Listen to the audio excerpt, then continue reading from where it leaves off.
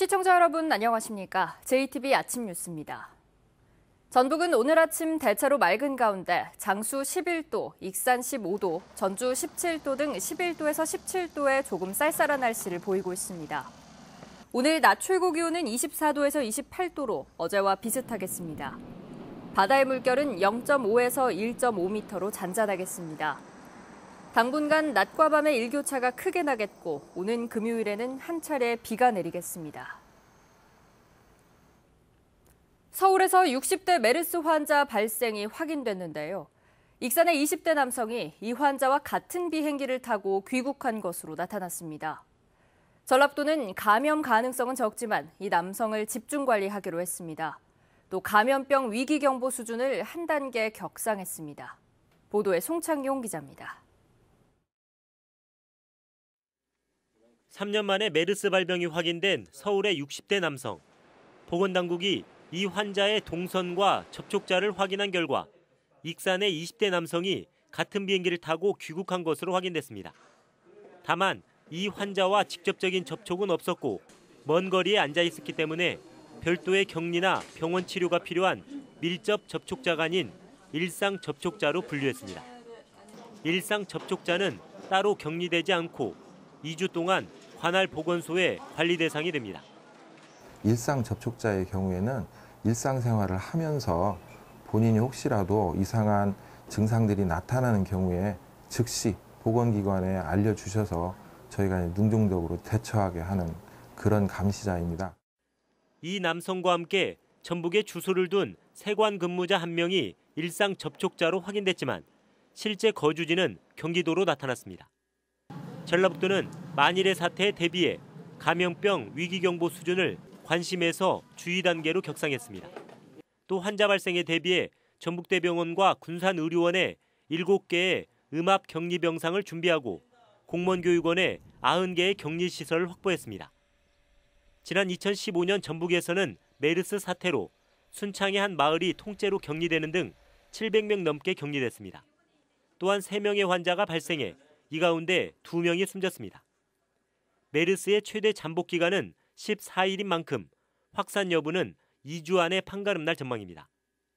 전라북도는 아직 전북에는 메르스 환자나 밀접 접촉자가 없기 때문에 지나치게 불안해할 필요는 없지만 손 씻기 등 개인 위생 관리를 철저히 할 것을 도민에게 당부했습니다.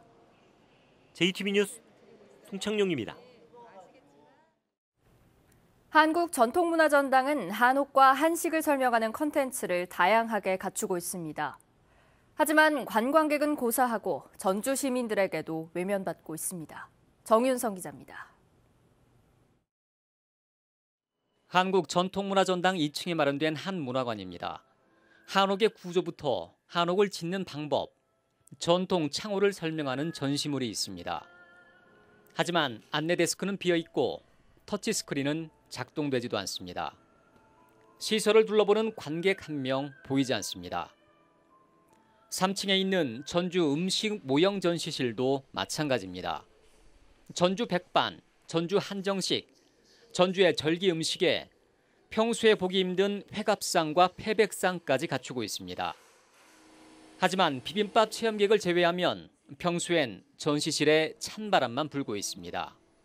관객들이 안 계세요? 둘러보시는 분들이? 저희가 사실 많지는 않으세요. 이렇게 와서 보시는 분들이. 사실 그게 저희들의 숙제이기도 하죠. 한국전통문화전당의 위치는 한옥마을과 원도심을 연결한다는 취지에서 지금의 자리로 결정됐습니다. 하지만 가교 역할은 물론 전주의 문화를 제대로 알리는 역할에도 의문이 제기되고 있습니다. 한옥마을에 오신 관광객들과 연계해서 이렇게 패키지로 돼 있지 않은 것은 전주시 문화관광과에서 이런 것들에 대해서 더 신경을 써야 한다. 한국전통문화전당의 활용을 어떻게 극대화할 것인지 먼저 조직에 대한 면밀한 진단이 이루어져야 할 것으로 보입니다. JTB 뉴스 정유정입니다.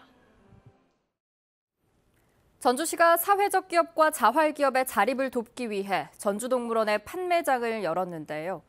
매출 부진으로 애초에 기대했던 경제적 자립은 기대하기 어려운 상황입니다. 보도에 오정현 기자입니다.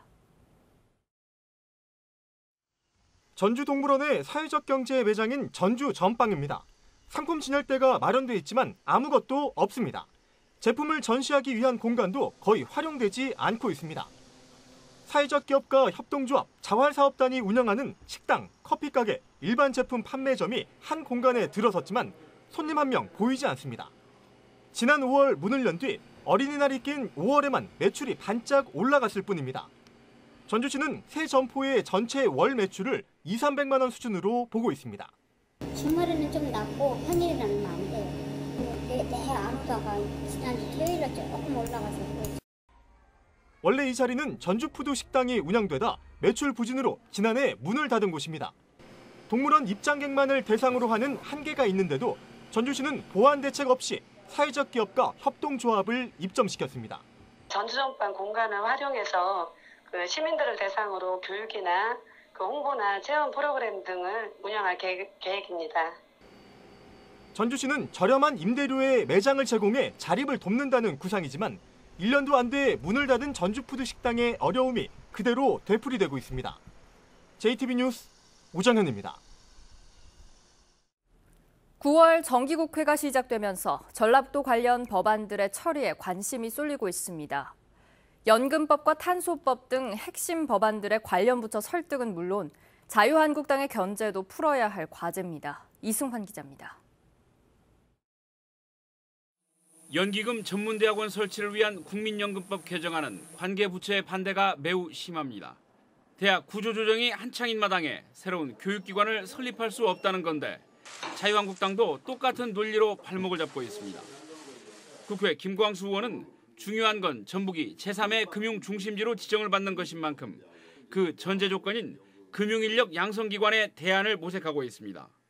교육부가 아주 반대가 심하기 때문에 정규 학부를 우회해서 금융인재 개발원 형태로 운영할 수도 있겠다. 이런 생각도 가지고 있습니다. 역시 법사위에 묶여있는 탄소법 개정안은 이달 중 나오는 산자부의 탄소산업 종합발전계획 용역이 전환점이 될 전망입니다. 이 용역에 탄소산업진흥원의 필요성이 반영되면 그동안 반대해온 기재부의 입장도 바뀔 수 있기 때문입니다.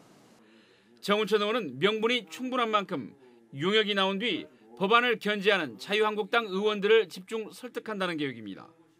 단순히 전라북도 사업이 아니고 우리는 4차 산업혁명 시대에 대응하는 정말 우리나라 산업으로서 확장 발전시켜야 되는 당위성이기 때문에 이 밖에 세계 잼버리 대회를 지원하기 위한 잼버리법과 남원에 국립공공의료대학원을 설치하기 위한 관련법도 제정 절차가 본격화할 예정입니다. 전라북도는 잼버리법과 국립중앙의료원법도 가능한 한 이번 정기국회에 통과될 수 있도록 정치권과 힘을 모은다는 계획입니다. JTB 뉴스 이승환입니다. 바둑의 메카 부안군에서 국무총립의 세계 바둑 선수권 대회가 성황리에 펼쳐지고 있습니다. 남원시가 국립수목원과 업무 협약을 맺고 천연 화장품 사업 확장에 박차를 가하고 있습니다. 나금동 기자입니다. 제13회 국무총립의 세계바둑 선수권 대회가 전 세계 60개국 대표 선수들이 참가한 가운데 부안 줄포만 갯벌 생태공원에서 오는 금요일까지 열립니다. 개최지인 부안군 줄포면은 우리나라 현대바둑의 대부로 꼽히는 조남철 구단의 생가가 있는 곳으로 한국 바둑의 뿌리로 불립니다. 3년 연속 국무총립의 세계 바둑 선수권 대회를 개최하고 있으며 세계 바둑인들이 편한 마음으로 대회를 마칠 수 있도록 최선을 다하겠습니다. 남원시가 국립수목원과 업무 협약을 맺고 지리산권 산림생물자원을 천연 화장품 산업에 적극 활용하기로 했습니다. 남원시는 국립수목원이 보유한 식물재배 증식 기술을 농가에 보급해 원료 물량을 최대한으로 확보하고 천연 화장품의 중심지로 거듭날 것을 기대하고 있습니다. 산림자원 이용 활성화와 가치 창출을 위한 공동 연구를 통해 화장품 산업을 발전시켜 나가겠습니다. 올해로 제6회를 맞이하는 군산 시간여행 축제가 오는 금요일부터 사흘 동안 군산 근대역사박물관과 시간여행마을에서 열립니다. 올해 시간여행 축제는 천막극장, 체험 프로그램, 부대 프로그램 등 다양한 참여형 프로그램으로 구성되어 있습니다. 참가자들은 평소 개방되지 않던 1930년대 일본식 가옥에 직접 들어가 보고 문화탐방 지도사로부터 시간여행 마을에 얽혀있는 이야기도 들을 수 있습니다. JTB 뉴스 나금동입니다. 갈수록 심각해지는 미세먼지에 효과적으로 대응하기 위한 조례가 추진되고 있습니다. 전라도의회 국주영은 의원은 미세먼지를 예방하고 피해를 줄이기 위해 취약계층과 시설에 대한 지원 대책을 골자로 한 미세먼지 예방과 저감 지원 조례안을 대표 발의했습니다. 조례안은 도지사가 5년마다 관련 대책을 수립하고 어린이와 임산부, 노인, 그리고 이들이 주로 이용하는 관련 시설에 보건용 마스크와 공기정화기를 우선 지원할 수 있는 근거를 담고 있습니다. 전북대학교의 학생 교육비 투자액이 전국 9개 거점 국립대 가운데 두 번째로 많은 것으로 나타났습니다. 최근 발표한 2018 대학정보 공시에 따르면 전북대의 지난해 학생 1인당 교육비는 1,719만 원으로 부산대에 이어 9개 거점 국립대 가운데 2위를 기록했으며 전국 183개 국공사립대 평균보다 200만 원가량 많았습니다.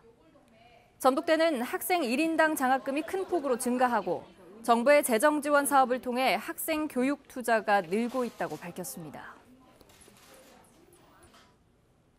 진드기가 옮기는 감염병인 쯔쯔가무시증과 중증 열성 혈소판 감소 증후군 환자가 계속 발생하고 있어서 주의가 필요합니다. 전라도에 따르면 올 들어 전북에서 쯔쯔가무시증 환자가 150명, 중증 열성 혈소판 감소 증후군 환자는 11명 발생했습니다. 전라도는 진드기 감염병의 경우 해마다 11월까지 발생한다며 벌초와 성묘, 등산 등 야외 활동을 할 때 긴 옷을 입는 등 진드기에 물리지 않도록 주의할 것을 당부했습니다. 전국체전 선수단이 묵을 호텔 옆에 방치되고 있는 수천 톤의 폐기물을 전국체전 이전에 치우기는 어려울 전망입니다. 산업통상자원부는 4천 톤에 이르는 폐기물을 처리하기 위해 행정 대집행 절차를 밟고 있지만 상당한 시간이 필요해 다음 달에 열리는 전국체전 이전에는 사실상 처리가 어려울 것으로 보입니다. 전국체전 이전에 폐기물 처리가 어렵게 됨에 따라 익산의 이미지 훼손과 환경 오염이 불가피하게 됐습니다.